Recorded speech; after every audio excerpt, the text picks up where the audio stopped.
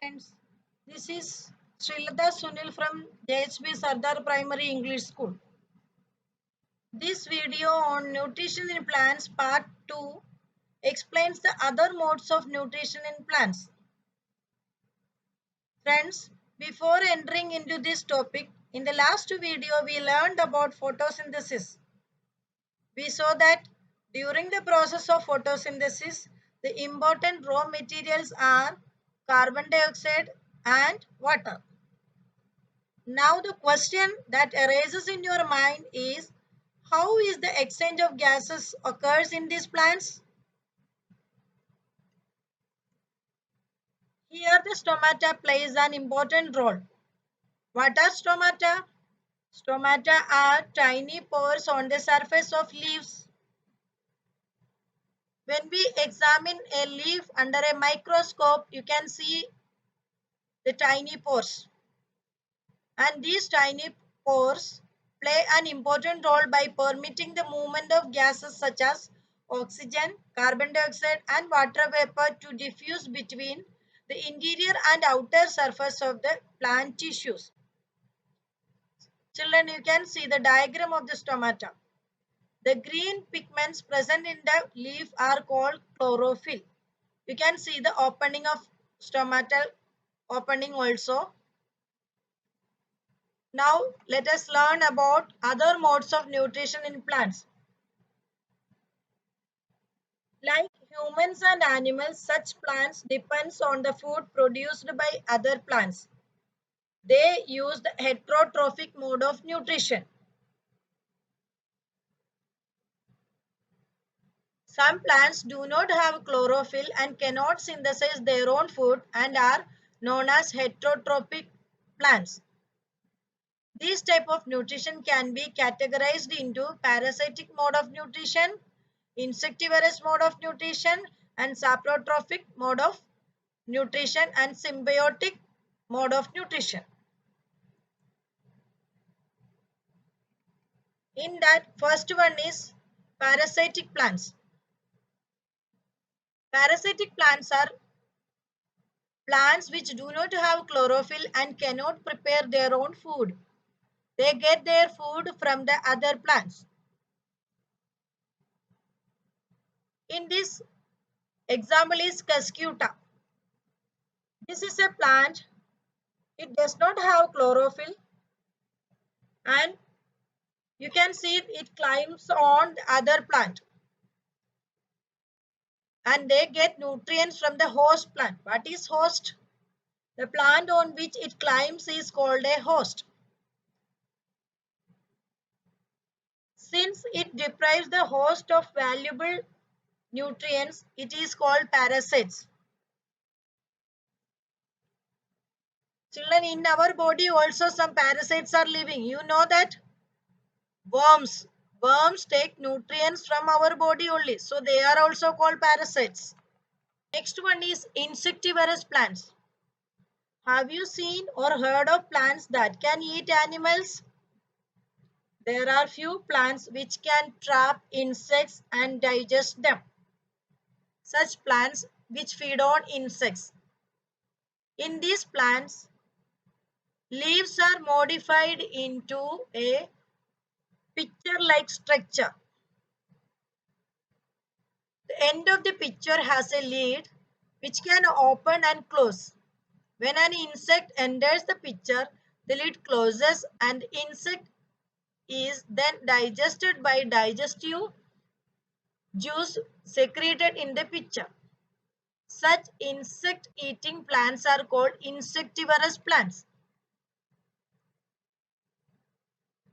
Next one is saprotrophs.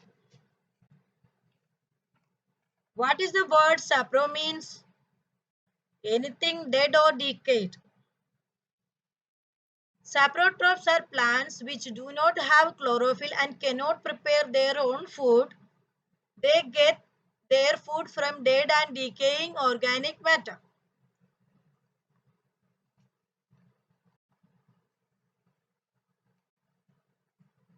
You might have seen packets of mushrooms sold in the vegetable markets. They are saprotrophs. These organisms are called fungi. They have a different mode of nutrition. They secrete digestive juices on the dead and decaying matter and convert it into a solution. Then they absorb the nutrients from it. This mode of nutrition in which organisms take in nutrients in solution form from dead and decaying matter is called saprotrophic mode of nutrition. Plants which use saprotrophic mode of nutrition are called saprotrophs. Next one is symbiotic relationship. Some organisms live together and share shelter and nutrients. This is called symbiotic relationship. For example, certain fungi live in the roots of trees.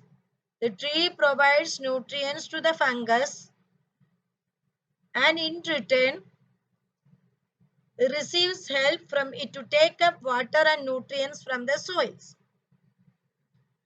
In organisms called lichens, a chlorophyll containing partner, which is an algae, and a fungus live together.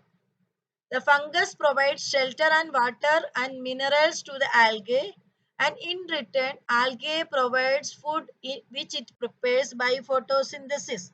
This type of relationship is known as symbiotic relationship. Now, how do the plants get nutrients? Plant gets nutrients by the process of photosynthesis. In the during this photosynthesis, they get carbohydrates. What about the other minerals? The other minerals like nitrogen, phosphorus, and potassium, etc., they take from the soil only.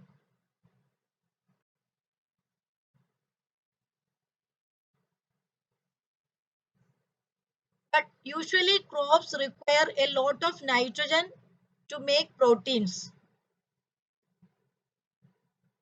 So you learn that nitrogen gas is available in air only, but plant cannot use it.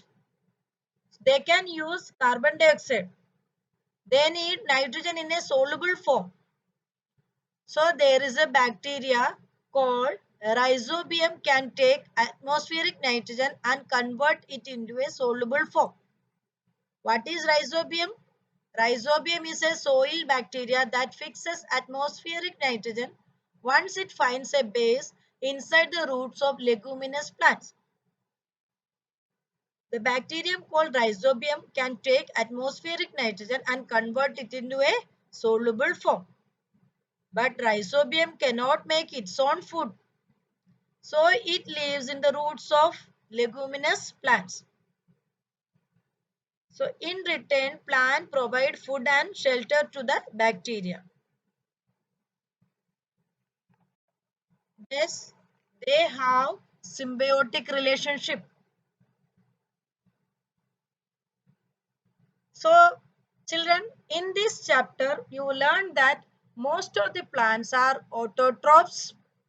Only a few plants adopt other modes of nutrition like parasitic mode of nutrition and saprotrophic mode of nutrition. All animals are categorized as heterotrophs since they depend on plants and other animals for food. So that's all for today. Hope you all understood the chapter. Thank you.